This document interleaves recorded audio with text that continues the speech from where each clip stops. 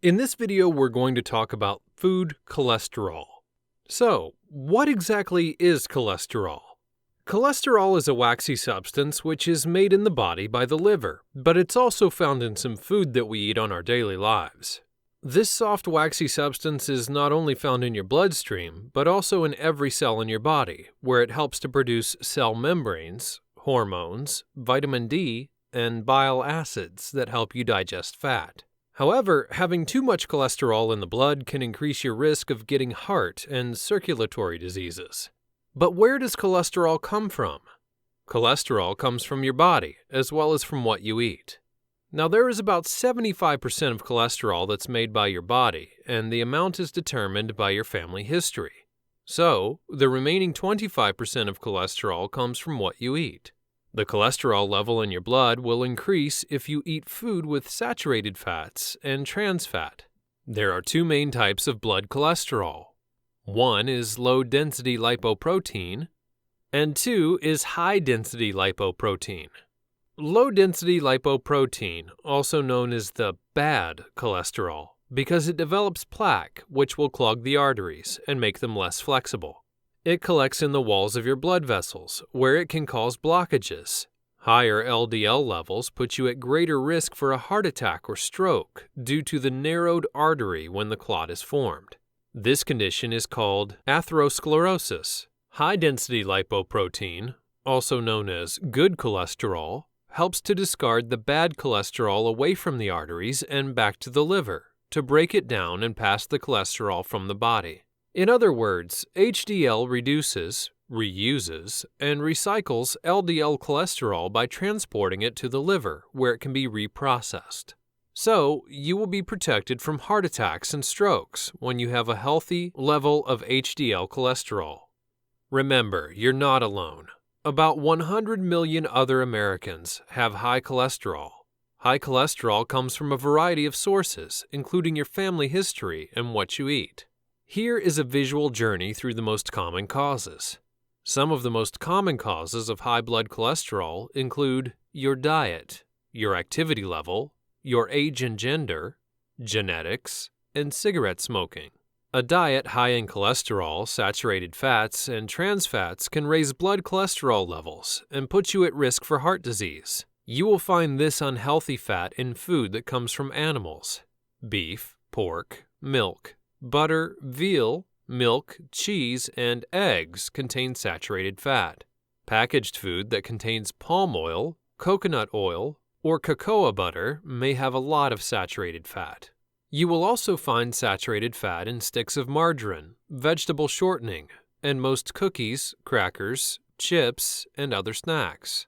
Your activity level.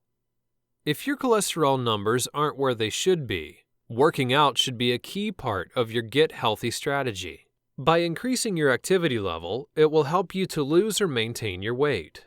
Being overweight tends to increase the amount of low-density lipoprotein in your blood, the kind of lipoprotein that's been linked to heart disease.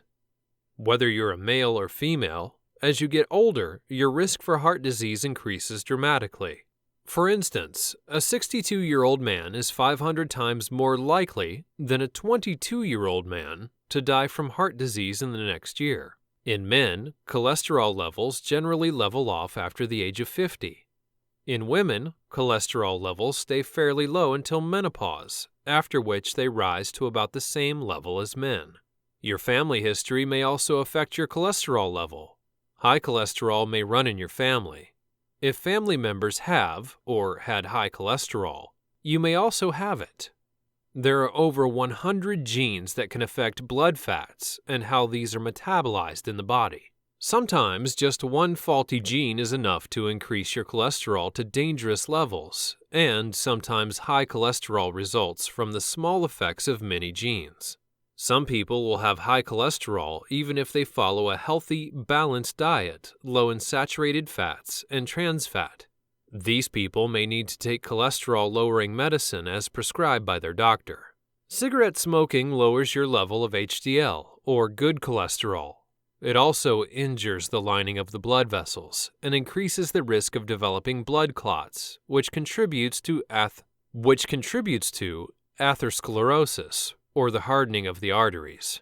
It damages the walls of your blood vessels, making them more likely to accumulate fatty deposits. Even inhaling secondhand cigarette smoke has been shown to lower HDL cholesterol. And now the top 5 tactics to improve your cholesterol level. Lifestyle changes can help reduce cholesterol, keep you off cholesterol-lowering medications, or enhance the effect of your medications.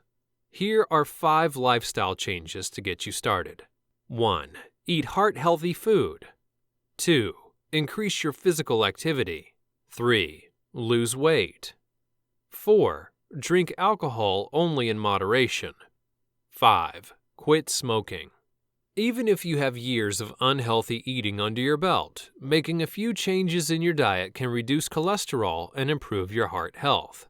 Therefore, replace foods that are high in saturated fat with healthier options that can lower blood cholesterol levels and improve lipid profiles. Exercise can improve cholesterol. Moderate physical activity can help raise high-density lipoprotein, or HDL cholesterol, the good cholesterol.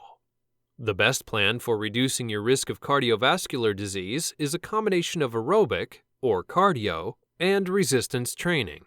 Spend an average of 40 minutes of moderate to vigorous intensity aerobic activity 3 to 4 times a week to improve cholesterol levels as well as lower your blood pressure and risk for stroke and heart attack. For overall cardiovascular health, spend at least 150 minutes of moderate exercise or 75 minutes of vigorous exercise per week. You can mix up moderate and vigorous activity if you'd like. To stay motivated, find an exercise buddy or join an exercise group. And remember, any activity is helpful. Even taking the stairs instead of the elevator or doing a few sit-ups while watching television can make a difference. Examples of moderate intensity exercise include ballroom dancing, playing tennis, general gardening, or bicycling. Examples of vigorous intensity exercise include hiking uphill or with a heavy backpack, swimming laps, jogging, race walking or running, aerobic dancing, or bicycling. If you've already implemented the first 2 strategies, right diet and exercise, numbers on the scale may already be dropping.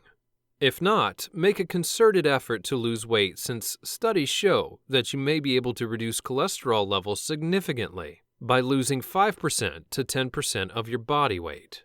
For long-term success with weight loss, the Mayo Clinic suggests making small, sustainable changes. Slowly incorporate physical activity into your daily routine in simple ways, such as brisk walking or doing simple house chores. Bring a healthy lunch from home instead of eating out. It all adds up. All of these can have a big impact on your weight, which could help lower your cholesterol. You should only drink alcohol in moderation. Moderate use of alcohol has been linked with higher levels of HDL cholesterol. A few studies have found that people who drink alcohol in moderation have lower heart disease and might even live longer than those who abstain. Alcohol has also been tied to a lower risk of blood clots and decreased levels of inflammation markers. Too much alcohol can lead to serious health problems, including stroke, high blood pressure, and heart failure. Quit smoking. The most well-documented impact that smoking has on cholesterol is how it lowers levels of high-density lipoprotein, or HDL. Smoking makes all heart health indicators worse. It causes inflammation, not just in your lungs, but throughout your entire body, which can contribute to atherosclerosis, blood clots, and risk of heart attack. If you smoke, stop. Quitting might improve your HDL cholesterol level. Studies have shown that HDL levels often go up soon after a person quits smoking.